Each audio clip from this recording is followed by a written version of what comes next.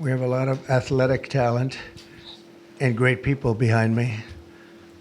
And we're going to do some very important things for our country. Nobody knows LT, right? LT, greatest ever. Lawrence Taylor. You look good. You could play right now, I think, LT. You only look that way. Well, I'm delighted to be here with some of the truly great sports legends of all time as we formally announce the newest members of the President's Council on Sports, Fitness, and Nutrition. This is an important step in our mission to make America healthy again. It's something that's very important, what we're doing, very important. Dating back to the administration of President Dwight D. Eisenhower, this council has championed the vigor and strength and vitality of the American people. Today, we continue that very proud tradition. This group is led by two-time major champion and one of the greatest players in the world, one of the highest ranked, and he just had a phenomenal Open Championship, as you probably saw, shooting one round that wasn't so good, and then he came back with about a 65 or something. He was getting a birdie on every hole. They were worried he might not make the cut, and he made the cut by about 200 strokes. It was pretty amazing, and he had a great week, actually. And he's also the longest hitter of a golf ball, I think ever, but, you know, they say ever. I would say ever. And the longest in the world today, and it's Bryson DeChambeau. He's a great guy, been my friend for a long time. And from his storied amateur career, where he won the U.S. Amateur, I think once or twice. Did you win it? It was once, and then the NCAAs as well. Okay, you won a lot of other championships, but U.S. Amateur champion. And then, as you know, he won at Wingfoot, won the U.S. Open and Pinehurst. And Bryson has always been a phenomenal ambassador to sports and to golf, but generally to life, in my opinion. He's a smart guy and a good guy, great guy, loves our country. We're also pleased to be joined by Secretary of Health and Human Services, Robert F. Kennedy, Jr. Bobby, you do a great job. He's got some big things happening, and he's got some big statements to be made very shortly in terms of over the next few months in terms of what they've been doing and finding answers to some very, very important questions. Secretary of Education, Linda McMahon, who's phenomenal, wherever you may be, Linda. Hi, Linda. What are you doing back there? And look, you've been reading about her exploits and the job that she's been doing, and we're very proud of her. Council Executive Director, Catherine Granito. Thank you very much. Thank you. Great job. And several other new members of the council, including J.D. is here, our fantastic vice president, and Scott Bessent, and we're making a lot of deals. We're making deals for trillions and trillions. Nobody's ever seen anything quite like it. We just made a couple of others a little while ago. I don't know if you'd be interested right now. I won't even bother telling you. This is about sports and about health. One of the best defensive players ever, I think probably acknowledged to be the greatest defensive player in the history of the NFL, a friend of mine for a long time. Too long, right, Lawrence? Lawrence Taylor, he's an incredible guy. And just been my friend a long time, haven't we? Knew him forever. One of the most accurate kickers in NFL history, a young guy still. He can kick it long. I think I guess he's considered the best there is in the business, Harrison Butker. So, Harrison, where are you, Harrison? He's a handsome guy, by the way. It's usually not my thing, but he is a good-looking sucker. One of the truly greatest golfers ever to play on the LPGA Tour. A lot of people say the greatest female player ever, and a lot of people would say just one of the best players ever. She's phenomenal. I've played a lot of golf with Annika Sorenstam, and she's amazing. Just had an incredibly storied career. Hall of Famer, by easily a Hall of Famer, by the way, right at the top of the list. So it's great to have you with us, Annika, and say hello to the family. And then she was here not so long ago with Gary Player, where she got the Presidential Medal of Freedom, and so did he. He's won 168 tournaments and 18 majors, 9-9, and she's the same in terms of the women's game. But that was a great time. It was a great honor to give it to you. You really deserved it. It's the highest medal you can get outside of the Congressional Medal of Honor. That's the military version. And the other is the Presidential Medal, and you got it. So thank you very much. 14-time WWE World Champion, and he's a man who you're not going to mess around with. Even Bryson said, I think I'll take a pass on him, right? You're going to take. And he's another one that's been my friend for a long time. He's really an amazing athlete. Triple H. There he is. Oh, that's still very strong. He's a strong guy. And it's great to have you. And you felt very strongly about this, about the council. 100%. Yep. Well, it's a great honor to have you. Offensive lineman, NFL, very respected, very smart. Cody Campbell. Thank you, Cody, very much. Thank you very much. In addition to the people here, we have other council members that want to just pay their respects. One of the greatest players and athletes ever. You could say, when you look at records, there's probably nothing like it. Tiger and Jack. This is Jack. Tiger was here not so long ago getting the Presidential Medal of Freedom also. He's a fantastic guy. And on the council, we have Jack Nicklaus, and he sends his regards. We have Gary Player, one of the greats. Nellie Corder, who's a phenomenal young, I think you'd say great young player. Annika, right? She's a fantastic person too. NFL icons, Tony Romo, also a great football player. Quarterback, also a great golfer. Nick Bosa, who's, you know him, he's a modern day version of Lawrence. What do you think? He's pretty good, right, Lawrence? Pretty good. He is. Saquon Barkley was on the council, and Tua Tagovailoa, the quarterback, who is really he's been fantastic. He's been when he's not injured, he's great. He's got to stay healthy. But he's a great guy. NFL Commissioner Roger Goodell is on the commission. NFL Commissioner Gary Bettman, and the great one Wayne Gretzky is on, and a man who also received the Presidential Medal of Freedom, Mariano Rivera. And when I looked at his record, it was unbelievable. The Sandman. My wife said, "Why do they keep playing the Sandman when he walks in?" And I said, "Because he just puts the batter to sleep." He was great. When you look at his record compared to second, and Raleigh Fingers was great, and he was really great. But when you look at the record, boy, Mariano had a record. I've never seen anything like it. He was so high up. The order that I'll sign today in a few moments directs the council to develop strategies to improve America's physical fitness and renew the American spirit, excellence, competitiveness, and sportsmanship.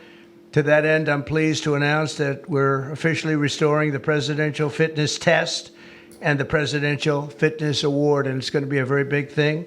From the late 1950s until the 2013, graduate scholars all across our country competed against each other in the Presidential Fitness Test, and it was a big deal. This was a wonderful tradition, and we're bringing it back. I think Bryson and everybody here wanted to see if we could bring that back, and it's turned out to be very popular to do. My administration's also pressing forward with the important reforms in sports and athletics, and the group behind me and the others that I mentioned and others that I've asked to join. We have many great athletes I've asked to join the council, and we're going to let some of them come in. But they're going to also be working on college football in terms of what happened. It's a mess. What happened? It's what they're doing with college football, and the fans are upset about it, and players are being taken from team after team, being traded around like playing cards, and a lot of money's passing, and nobody knows what's happening. So these people behind me are going to be very much involved in figuring that whole thing out and working on it and trying to bring some sanity to that incredible, not only the football, college sports, very, very bad for women. Very bad what's happening, because now all of a sudden there's no women that are able to get the money that they're talking about. You know, it seems to be going mostly to football, some basketball, and women's sports are being totally decimated. We know that, Annika, you know, with this. It's all going into football, and some to basketball, and everything else is being left behind. And women are being left behind, and lesser sports are being left behind, and the Olympics is being decimated, because that was like training for the Olympics, and now we're not going to have that many of those sports left. The smaller sports, they're almost going to be completely wiped out. This is crazy what's going on. We banned men from competing in women's sports, and last week the United States Olympic and Paralympic Committee announced that they will be complying with that order, so there won't be men playing in women's sports. That seemed like an easy one. They say it's an 80-20 issue during the campaign. I said, no, that's not 80-20. That's 97-3. Maybe it's 98-2, perhaps.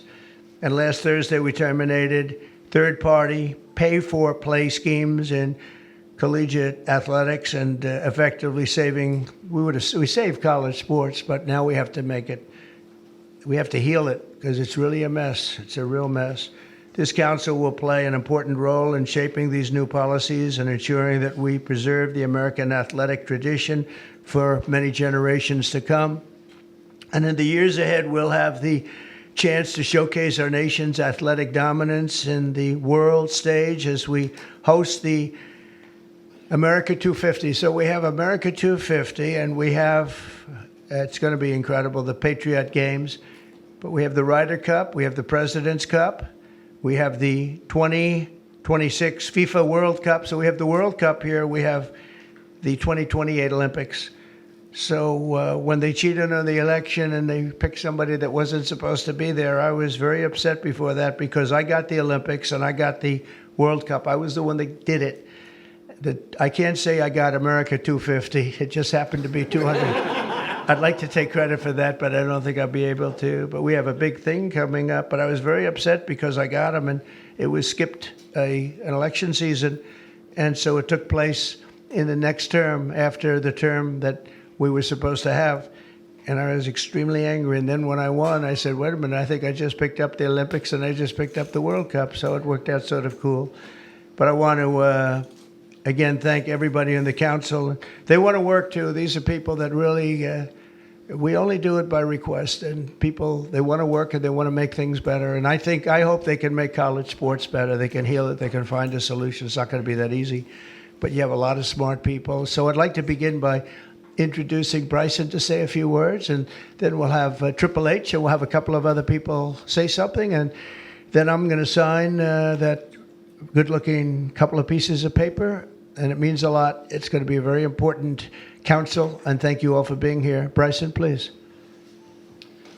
Thank you, everybody, for being here. And first off, I'd like to say thank you to President Trump and Vice President Vance for your support and this initiative and council. And to be honest, I never would have thought that this opportunity would have been here right at our doorstep.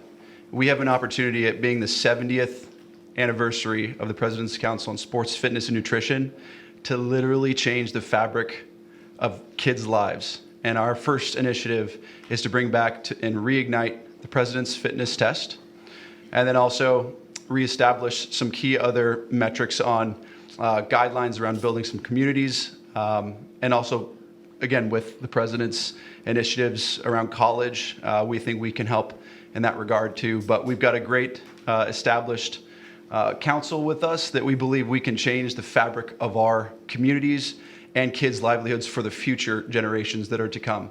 I can't thank you guys enough, and looking forward to making massive changes in kids' lives and in our America's future. Thank you. Thank you. First of all, I'd like to say the same. Thank you to President Trump. Thank you for this honor. I'm humbled by it. I'm truly honored to be on this. Vice President Vance, thank you very much. Secretary Kennedy, truly appreciate all that everybody is doing for the health and wellness of the entire country.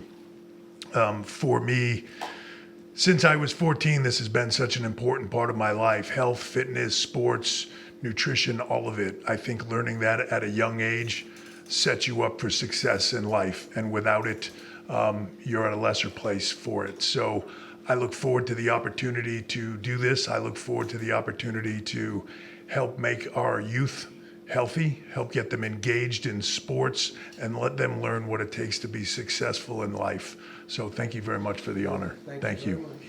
Thank you. Bobby, please. Thank you very much, Mr. President. In December of 1960, a month after he won the election, my uncle, who was about to be president, wrote an article for Sports Illustrated called "The Soft American," and he was lamenting the fact that America had prided itself on its beef jerky toughness, and that we were losing that. We were falling behind Europeans, we were falling behind other nations, and he was signaling with that article that he was going to make physical fitness of our kids the centerpiece of his administration. And I'm so grateful to President Trump for bringing back this tradition. I was talking to Paul before we went in here.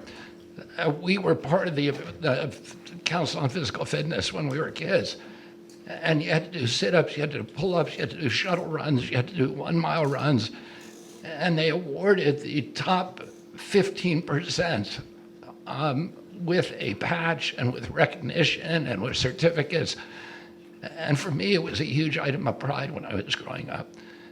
And we need to reinstill that spirit of competition and that spirit and that commitment to nutrition and physical fitness.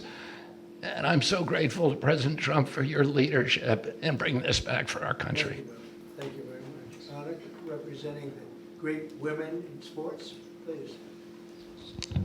Thank you. Thank you, Mr. President, Vice President Vance. This is truly an honor. I want to thank the team behind me here for giving us trust to be able to do this. Sport has always been part of my life, and the importance of living a healthy, active lifestyle cannot be any more important than nowadays. So thank you for the trust, and I can't wait to get to work to make a difference in kids' lives, but also in people's lives. I think the time is so important. Obesity is the highest it's ever been. Mental health, as we all know, the need ought to be tackled. So thank you for the trust, and look forward to going to work with the team behind me. Appreciate it. Thank you. Lawrence, you want to say a few words? Come on up. Come on. He's a little shy, but once he gets going, nobody can stop. No, don't stop. I'm just proud to be on this team. I don't know why. I don't know what we're supposed to be doing, but I'm here to serve, and I'm here to serve you. Okay, so I'm gonna do the best I can for as long as I can. Thank you very much. Nobody like him. Come on, young superstar. Obviously very excited to be here. Thank you, Mr. President, for allowing me to serve on the council.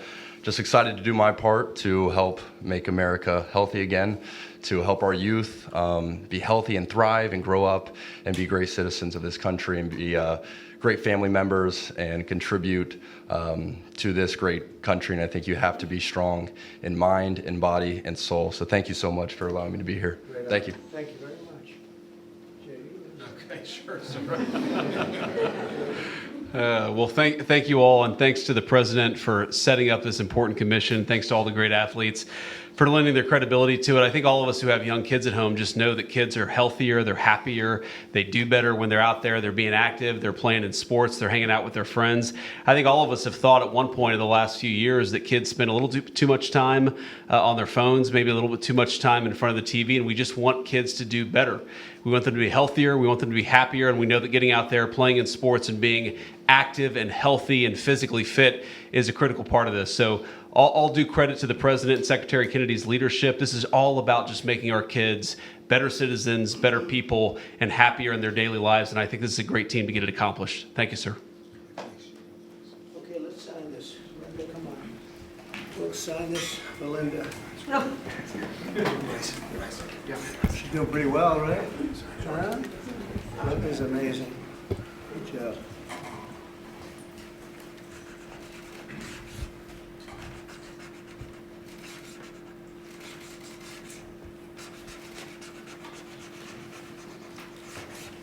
Okay, we got it. I think we're good.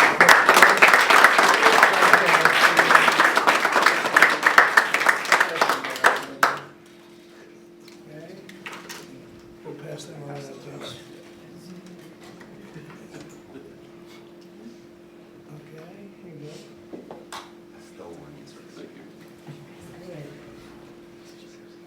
That is not signed with an auto pen. There's no auto pen. We don't want auto pens in the White House. Okay. Any questions, please? Mr. About- I think President. What has sports meant to you? And did you have a sports hero growing up? Maybe Lawrence Taylor. I don't know. It could be Lawrence. Or I know him so well.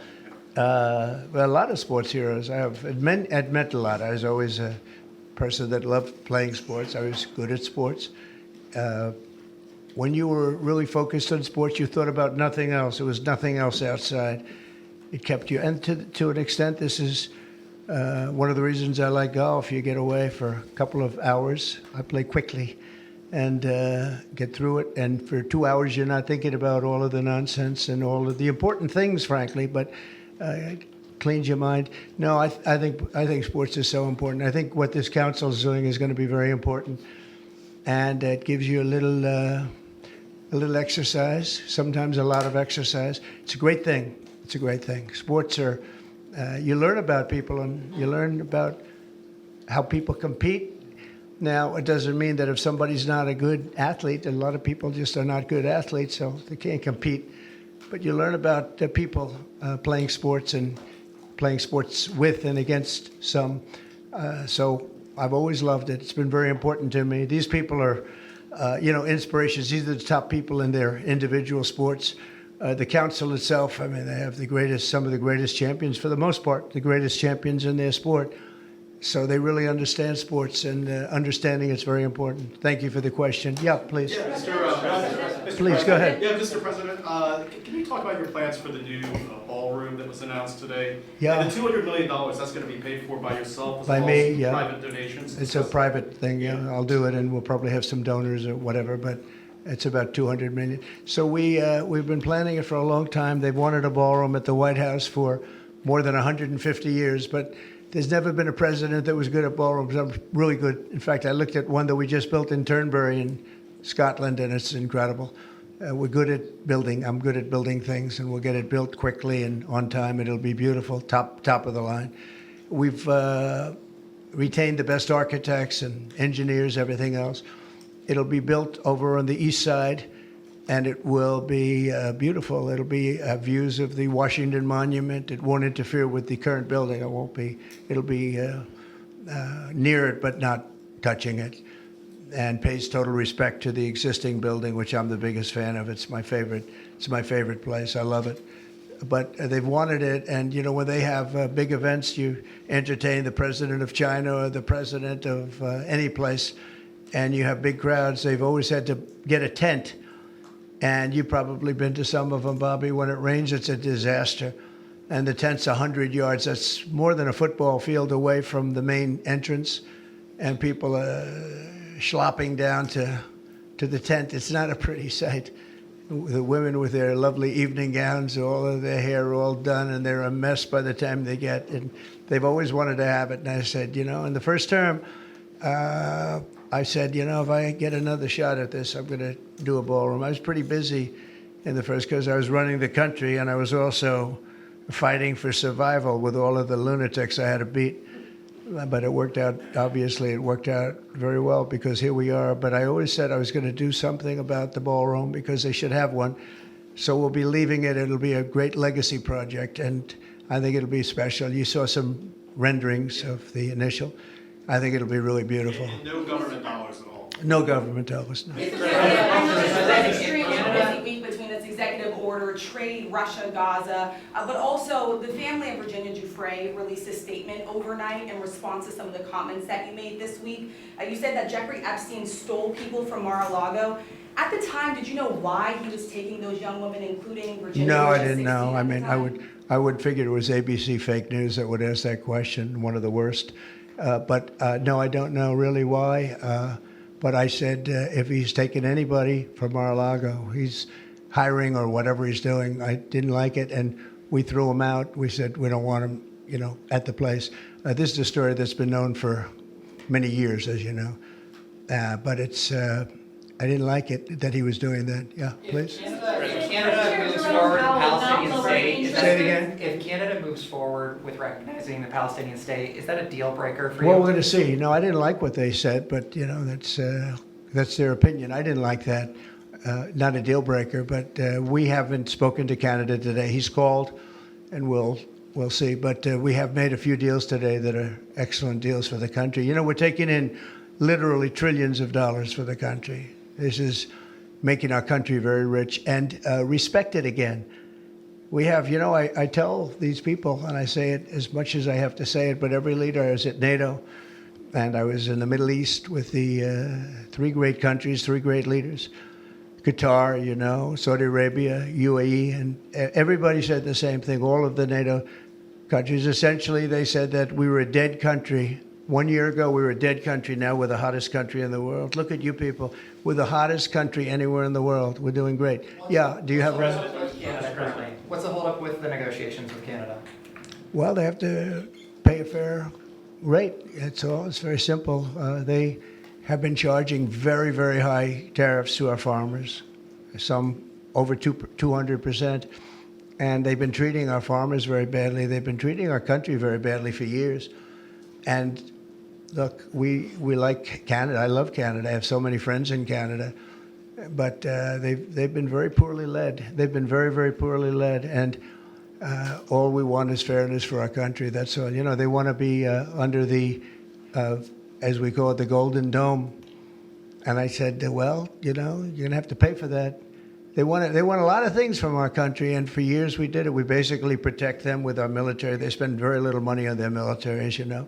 Not an acceptable amount of money. Yeah, please. Thanks a lot, Mr. President. Your tariffs policy goes into effect tomorrow. Yeah. As you know, a federal appellate court today heard oral arguments about whether or not you had the authority to unilaterally impose those tariffs. I'm not going to get you to weigh in on the legal arguments, but you're weighing your decision to do that, your authority to do that, based on a 1977 law. It's never been invoked before. Why didn't you invoke this law? Well, we've been winning all along. I just want to ask you, why didn't you invoke this law in your first term? You could have taken in billions upon billions of dollars in your first term, but you waited until your second term. Yeah, because in my first term, I was fighting lunatics like you who were trying to do things incorrectly and inappropriately to a president that was duly elected.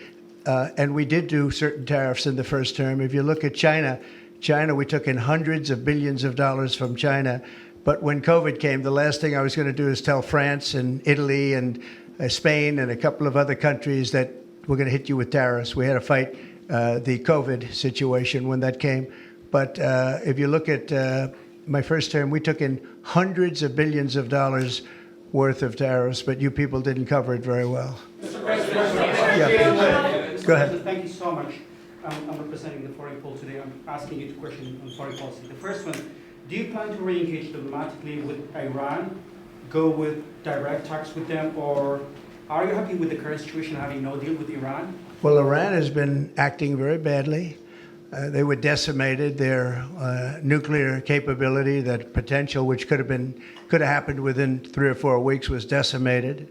It's been obliterated. The Atomic Energy Commission said the place is just decimated. Now they can start again, but they'd start in different sites because they were hit. I tell you what, the job these pilots did with their B-2 bombers, those unbelievable machines, they traveled 36 hours without stop, and they hit every single target. Every bomb hit they went right down the chutes, and then, as you know, we shot 30 rockets from submarines that were hundreds of miles away, and they hit every target.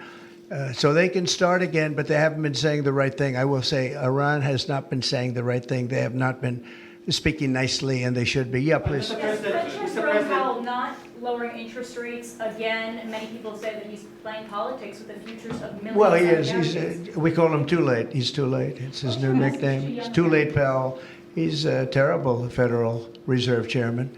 Not only that, he's building a building. He's at $2.9 billion. It's actually 3.1 if you include other areas that are essentially the same thing. Way over budget, has no idea what he's doing. And I would say he's probably good at that compared to what he does with interest rates. But, you know, we have him there, and it was a mistake. I put him in, and then Biden extended him. And Biden only extended him because he knew I couldn't stand him. And that turned out to be not a good thing for Biden. Although he did lower interest rates just prior to the election. Didn't work out too well for them.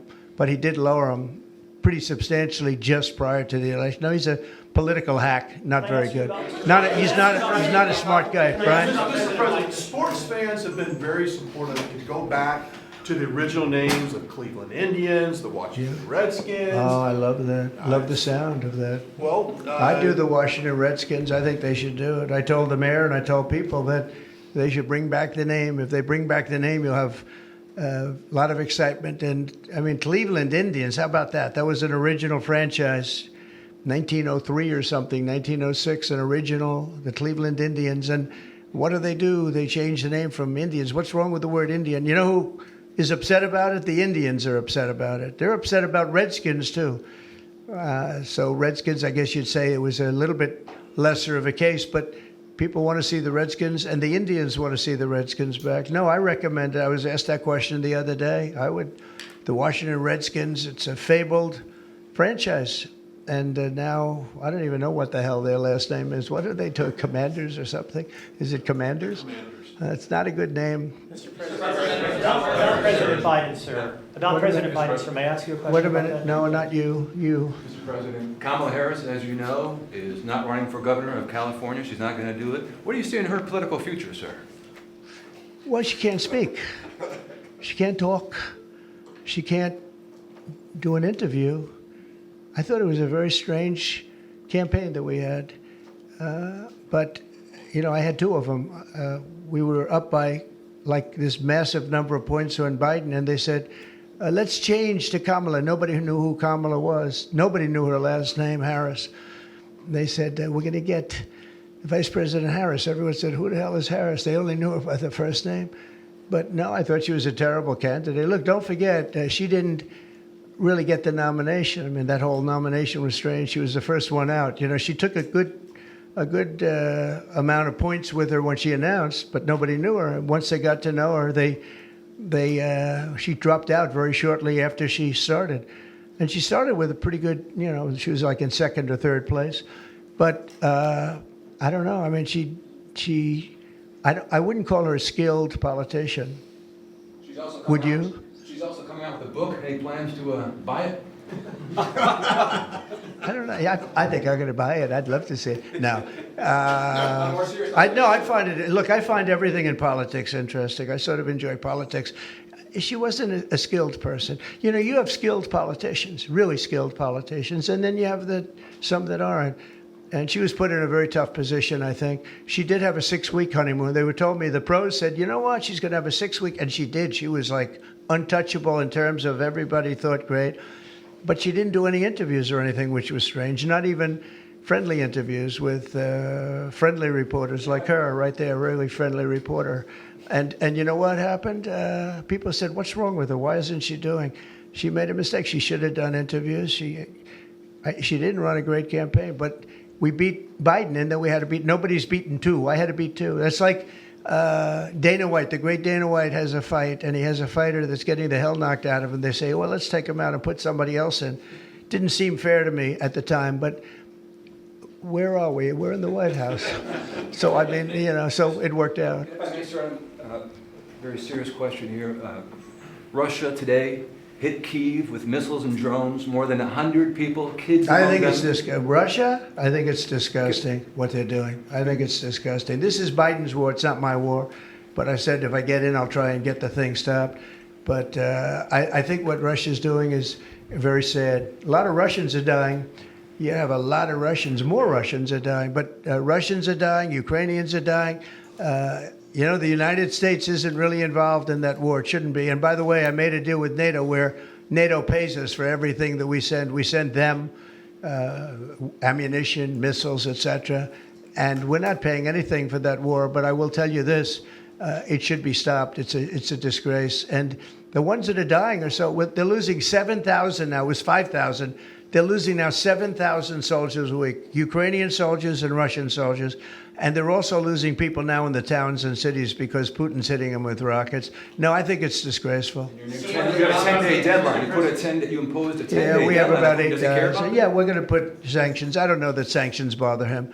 You know, they know about sanctions. I know better than anybody about sanctions and tariffs and everything else. I don't know if that has any effect, but we're going to do it. Europe is extremely upset.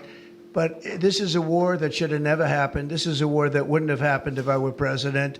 And this is Biden's war. This was a stupid war to get into. Should have never gotten into this war. Mr. President, the House Oversight Committee, Mr. President. the House Steve Oversight Witkoff is Committee- traveling to Israel. Yeah, going to Israel, and then he's going to Russia, believe it or not. And Representative Marjorie Taylor Greene has said that what is occurring there is a genocide. Do you agree? Oh, it's terrible what's occurring there, yeah. It's a terrible thing.